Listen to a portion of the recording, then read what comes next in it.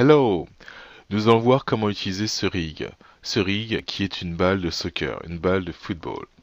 Alors comme on peut le voir, il va y avoir une courbe, celle-là, qui va être la courbe qui va nous permettre de déplacer notre balle dans l'espace. Il y a les translations X, Y et Z, donc je peux les essayer. Donc en Z, ça nous donne ça, en X, avant-arrière, et en Y, en hauteur. On a en plus les rotations. Alors les rotations, pareil, ça va nous permettre de tourner la balle encore en X, Y, Z. Alors je vais le faire, alors je vais prendre toujours cette courbe avec les flèches et ensuite, comme on peut voir, je suis capable de tourner ma courbe. Enfin, tourner la balle, exactement.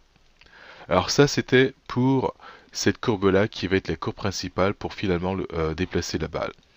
Ensuite, on a un disque, ce disque-là, et le paramètre intéressant de ce disque, c'est le squash et stretch, qui nous permet d'avoir cette déformation, c'est-à-dire un étirement ou encore un écrasement.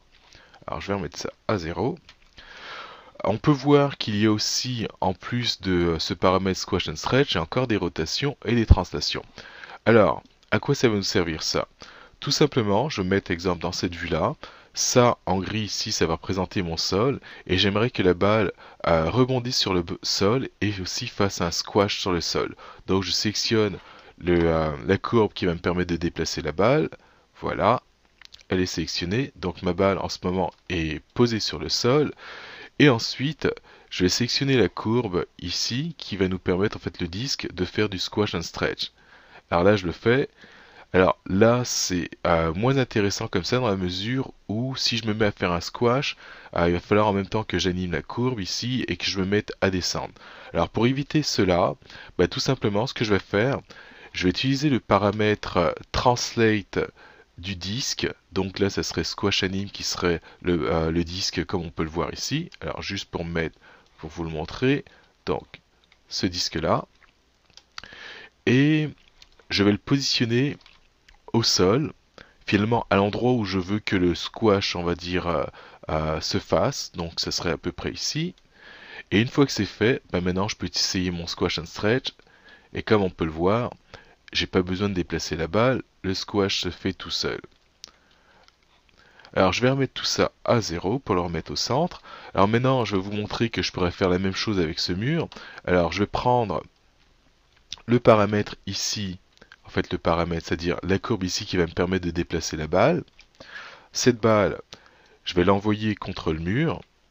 Alors, donc si je prends les translations et que j'envoie ça contre le mur, donc quelque part ici, je vais enlever la grille.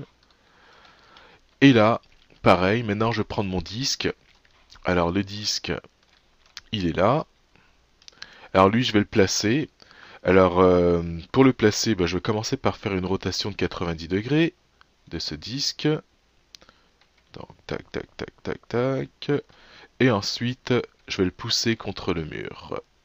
Et là, il est mis contre le mur. Donc là, je viens de positionner mon disque de façon à ce qu'il soit parallèle à ce mur. Et là, je peux essayer encore mon squash and stretch. Et là, comme on peut le voir, il se fait par rapport à ce mur. Alors, je vais encore remettre tout ça à 0 pour avoir la position initiale. Et pour terminer, le dernier exemple, j'aimerais que la balle rebondisse, on va dire, sur cet angle-là. Et ça va être encore le même principe.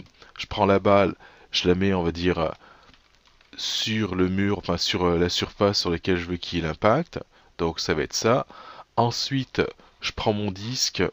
Alors ce disque, il est là. Alors je commence par faire des rotations. Alors niveau rotation, j'essaye de faire en sorte que ce soit parallèle à la surface sur laquelle il va y avoir l'impact. Donc ça a l'air parallèle. Enfin, je vais le rapprocher. Donc il faudrait ajuster encore un tout petit peu la rotation. Peut-être quelque chose comme ça ira bien. Là, je me mets en mode translation. Et une fois que je l'ai positionné, alors c'est pas tout à fait exact, mais bon, j'espère que vous comprenez le principe. Et une fois que c'est positionné, encore là, je peux utiliser mon paramètre squash and stretch. Et là, on va avoir l'impression qu'elle s'aplatit, on va dire, contre cette surface, qui est ni verticale, ni horizontale, elle est en diagonale. Donc ça serait l'avantage finalement de ce disque. Autre avantage qu'il va y avoir par rapport à ce rig, c'est que Si jamais ma balle elle est en train de tourner dans les airs, donc ce mouvement-là, et que pendant qu'elle est en train de se déplacer, alors là je vais essayer de faire déplacer la balle, tac, alors j'ai des problèmes de souris, alors pendant qu'elle est en train de se déplacer, admettons que j'ai un squash, alors je vais faire un squash vite fait avec euh, le disque, ou un stretch, enfin peu importe, je veux juste la déformer, et là, comme on peut voir, je vais tourner, et là, comme on peut voir, la balle continue elle tourne tout en maintenant sa forme. Donc là, j'ai une forme qui est étirée, et en maintenant cette forme, bah, la balle continue à tourner. Alors ça, c'est un des avantages de ce rig. Alors si jamais je veux que mon squash soit, on va dire, sur le côté, alors tout ce que j'ai à faire, je prends mon disque qui me permet de faire le squash et stretch, alors qui est là en ce moment, et ensuite je vais le tourner, et là, je viens de déformer, finalement, changer la position de mon étirement. Et encore, avec la flèche, quand je parle des flèches, c'est-à-dire celles qui sont courbées, celles-là, par les courbes, je vais pouvoir encore tourner tout en maintenant, on va dire, pas mal la forme que j'avais, c'est-à-dire d'étirement. Alors ça serait un des avantages de ce rig. Alors il y a encore d'autres choses qui veulent être intéressantes sur ce rig. Alors là, je vais tout remettre à zéro. Donc je prends ça, alors ça aussi, les paramètres que je mets à zéro. Alors, on va regarder un petit peu dans le channel box au niveau des layers. Alors, qu'est-ce que j'ai? Alors, j'ai la possibilité de cacher les courbes de contrôle. Alors, si jamais je fais un play blast et je veux pas voir ces courbes, bah là, ce groupe-là, donc ça serait le disque. Là, ce serait les flèches qui sont dessinées en courbe. Ensuite, qu'est-ce que j'ai? Je pourrais cacher la balle elle-même, si jamais j'en ai le besoin. Là, bon, c'est moins utile, mais si jamais je veux animer finalement avec une balle en plus basse résolution, donc j'ai celui-là. Alors, donc, ça serait exactement les mêmes informations de squash and stretch, etc. Je remets ça à zéro. Ensuite, alors on a deux autres courbes qui vont être intéressantes. J'ai celle-là qui serait Layer Rot Ball, qui serait pour la rotation, et un autre Layer Squash Ball. Oh, je l'ai appelé Squash, enfin peu importe. Alors, le premier en rouge, ça va être utile pour mon spacing. Alors, je vais vous montrer ça. Et en même temps, vous allez voir ce que c'est que le Ghost. Alors, je vais faire vite fait, on va dire, un bond. Alors, j'aurais peut-être dû garder mon sol. Alors je commence à faire mes keyframes pour qu'on puisse voir ça. Alors on va prendre une vue. Alors cette vue elle est intéressante. Alors là ce serait mon layer. Attendez, je vais juste regarder ce que j'ai. Ok, parfait. Alors je prends ça. Je positionne ma balle à ce niveau-là. Alors cette key. Ensuite je vais au frame 24. Au frame 24 elle va être ici. Cette key. Alors 1 plus, on va dire 10, 9 frames. Ok, sans doute je le ferai pas au frame 24, je vais déplacer cette clé. Je vais la mettre plus ici. Alors, donc, on va dire qu'elle va faire son bond, elle va monter peut-être en 9 frames. Donc 1 plus 9 égale 10. Donc je fais une clé ici. Et ensuite 10 plus 9, ça nous donnerait 19. Donc je vais déplacer cette clé là pour la mettre ici. Donc 1, 10 et 19. Ensuite, ici je vais déterminer sa hauteur. Donc elle va peut-être monter comme ça. Cette key. Alors là, je pense que mes courbes en ce moment elles sont linéaires. Alors peu importe, c'est pas très grave ça. Je vais aller dans mon graph editor, on va changer ça. Ah non, elles sont pas linéaires, bah tant mieux. Alors translation en Y. Alors je vais changer un petit peu les tangentes de ces courbes. Donc je vais en profiter pour utiliser le weighted tangente. Alors le weighted tangente, je sélectionne la clé qui est ici. Là on parle de la translation Y. Je vais aller dans curve weighted tangente. Comme ça va me permettre de mettre un poids à la tangente. Et pour pouvoir commencer à étirer mes courbes, mes tangentes exactement, je vais cliquer sur ce bouton-là, qui va être le Free Tangent Weight. Donc là, c'est fait. Alors, comme on peut le voir au niveau du changement, on a maintenant des petits carrés au bout euh, du manipulateur.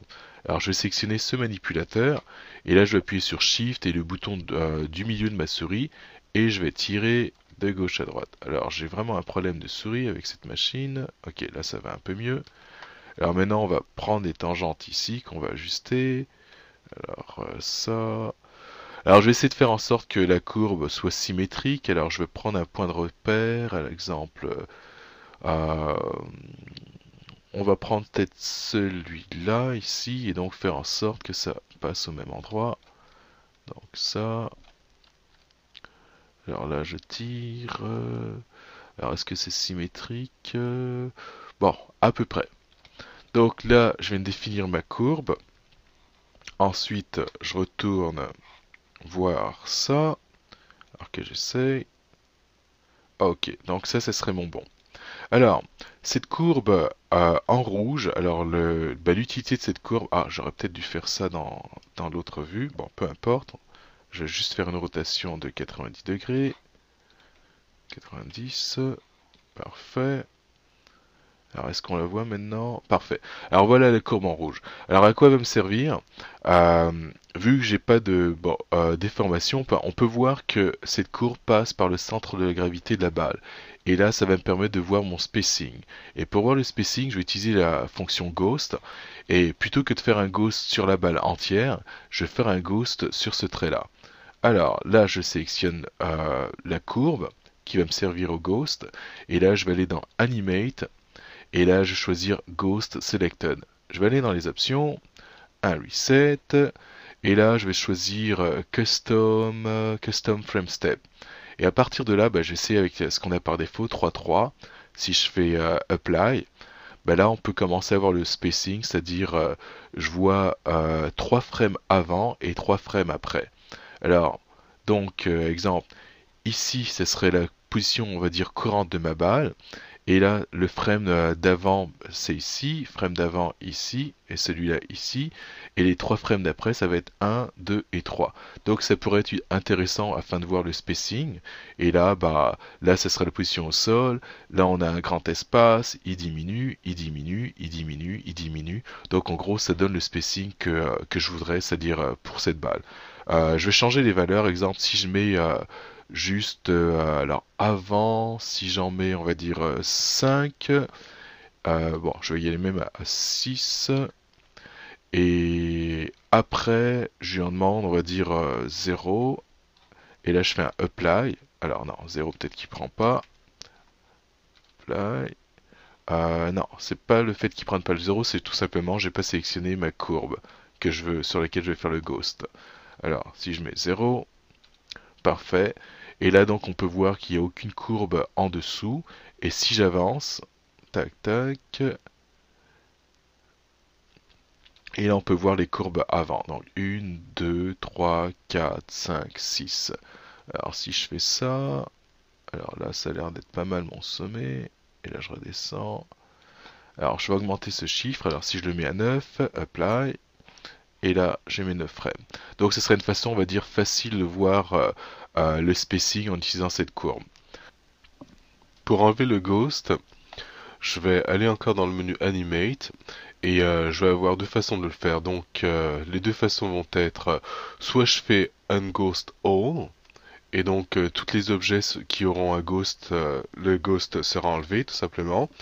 Ou encore, ce que je pourrais faire, c'est m'assurer d'avoir sélectionné le paramètre sur lequel il y a un ghost. Dans ce cas-là, ce serait la courbe qui est en rouge. Et ensuite, je pourrais faire un ghost selected. Là, le ghost est enlevé.